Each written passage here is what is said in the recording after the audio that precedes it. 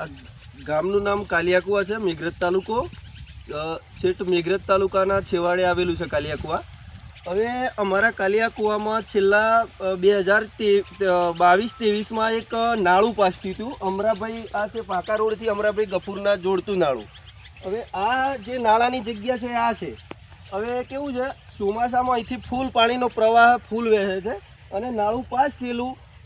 તો આ નાળું હવે સરપંચશ્રીને અને શું કહેવાય જિલ્લા સદસ્યને જાણ કરી. તો આ લોકોએ એવું કહેશે કે આ નાળું અહીંયા નથી બન્યું અને એવું કહેશે કે નેસડામાં બન્યું છે. તો અમારે આનો માટે ન્યાય જોઈએ. બીજી વસ્તુ કે અમને આ બહુ તકલીફ પડે છે છોકરાને આવવા જવા માટેની. તો સરપંચશ્રીને જાણ કરી છે, જિલ્લા સદસ્યને જાણ કરી છે, એવું કહેશે કે આ તો બીજે બની ગયું, હવે થાય નહીં.